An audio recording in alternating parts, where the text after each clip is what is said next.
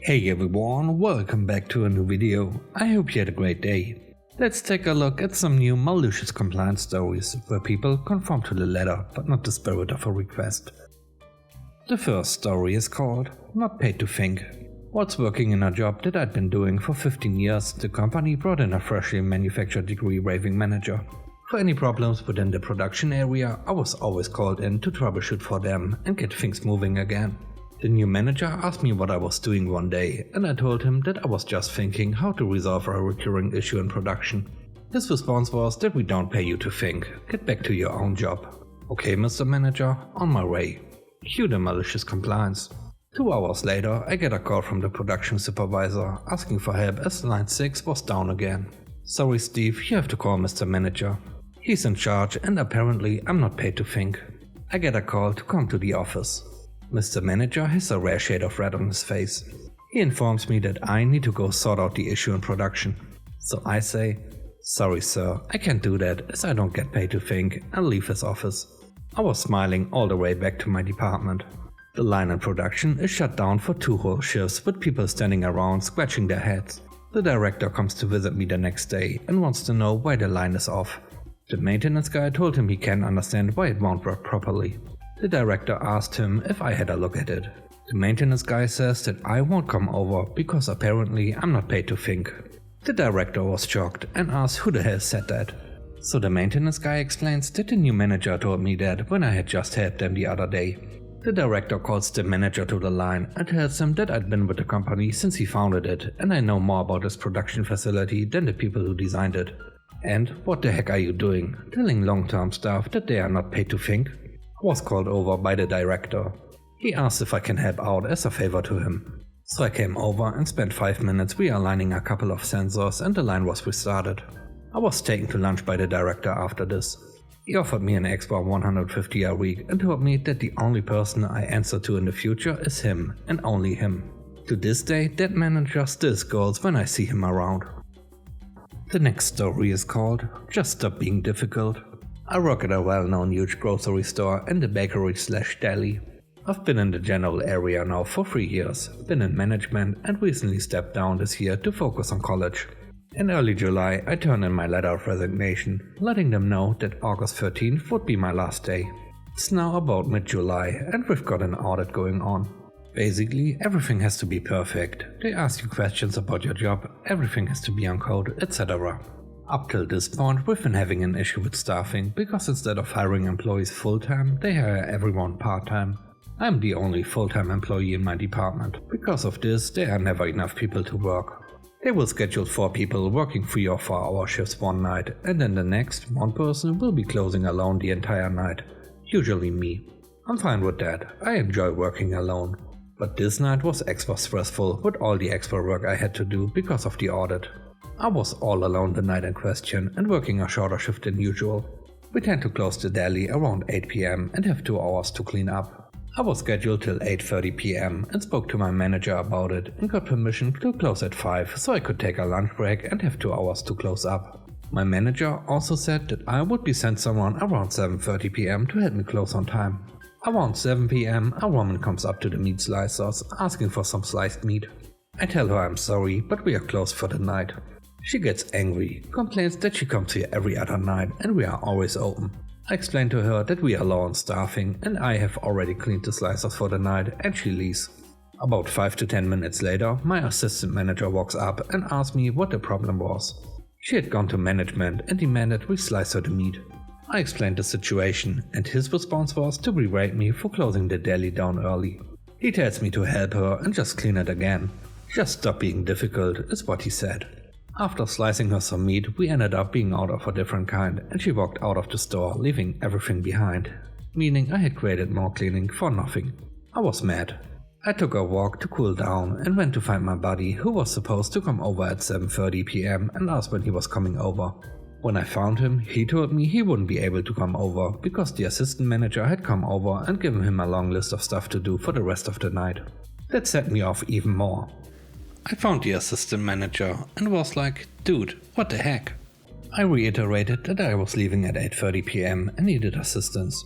He told me to once again stop being difficult and just to get it all done. I told him there was no way I was getting it done in time and said that my schedule says I leave at 8:30, so I'm leaving at 8:30 regardless of how much is left to do. I guess he hadn't gotten the memo that I was quitting soon, and so in response he tells me that if I can do my job well enough that maybe I should start looking for another job. That was my breaking point. After 3 years of working with bad management and their backward ways, I decided I didn't need to do it anymore. I told him okay, found some of my favorite coworkers, told them goodbye and that it was nice working with them and walked out. Haven't gone back since. They failed their audit. 6 other employees in my general area quit shortly after, due to most of them traveling out for college. The rest is planning on leaving as well. As far as I know, the entire area is messed up. I hope the manager got what he deserves, but I doubt it. I've reported some of the managers there for serious issues and they never went anywhere. The last story is called Learn to Walk Before You Run. I've worked in the pub trade since '87. I've been a kitchen manager, a pub manager and tested multiple new point of sales and T&A time and attendance systems for different companies. For my mental health, I decided a few years back to take a drop back down to a shift manager. It just wasn't worth the stress for the money and it ended up causing me a full breakdown.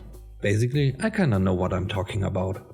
A few years back, the place I worked at employed a new deputy manager, one step below the pub manager and my line boss. Realistically, he only got the job because I refused a promotion.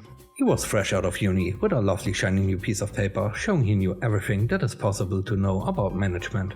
And obviously, with his massive 3 years of experience working behind a bar, he could never be wrong. Our company has standard operating procedures that are basically the rules you need to follow to do every task. I've been there since they were first implemented and actually have read several of them with regards to POS and TNA systems. Like every set of rules, there are exceptions in certain rare situations. Our pub, being a virtual 24-hour operation unit, is one of those very rare situations crop up regularly. I was on a run of closed shifts following on from the DM shift and the PM was on holiday. So the DM was in total charge. He decided to make his mark and sort things out. I received a call that he needed me in an hour earlier to discuss a few things. When I turned up for the meeting, he has a ream of paperwork in front of him, exception reports detailing closing down and dealing with the POS and TNA, corrections I had done to his work during the day, plus printouts of SOPs. He started laying into me about how I was breaking the SOPs every night and how disappointed he was in me for not knowing or following the correct procedures as he did. How I should never correct my superior's work. This was a formal meeting with minutes being taken. He threatened me with a full disciplinary if I didn't follow the SOPs exactly, emphasizing his point by pressing his fingers dramatically on the printed out SOPs in front of him. I asked him in my nicest possible voice to clarify that he wanted me to follow those SOPs he was pointing at every night, which he answered rather condescendingly in the affirmative. Cue the malicious compliance. Dutifully, I took his printed out copies and swore I'd follow them to the letter. Every night for my close downs, I used the printed out copies he had given me. The next night was the end of the week, so all the TNA needed to be closed and the end of the week procedures for the POS completed. I was on days off and the DM was closing, so he would have to do it all. About 1 AM I got a call from him because none of the end of work processes would work and they had to be done before he left. He tried everything and had even tried to call the PM to help him. The PM's response was that he should call me because he knows the system inside out and will tell you what you need to do. I took great pleasure in telling him the SOPs he had given me were for a regular pub. We had a specific set of SOPs for 24-hour pubs, detailing slight differences we needed to do. Otherwise, the end of week processes would fail. This was something I did every night on close and was why I had all the exception reports he was complaining about. Fixing it so that the end of the week worked was simple but incredibly repetitive and would take an hour or so. My parting comment was just follow the specific SOPs, it's all explained in there. And if you have an issue, call me back. I know those SOPs well because I wrote them. Next shift, I found out that he had left work over 3 hours late that night. The PM had given him a rather stern talking to about learning to walk before he ran and who to go to if he thought something was wrong. In the end, he became a decent DM, and I was sad to see him go when he got his own pub. He called me the other day to help him with an issue he was having with the TNA system, which is what brought this malicious compliance memory back. And now it's your time to shine. Let me know what you think about the stories. On a scale of 1 to 10, how would you rate the stories? I hope you enjoyed today's video. and I hope you have a great day. Stay safe. Bye bye.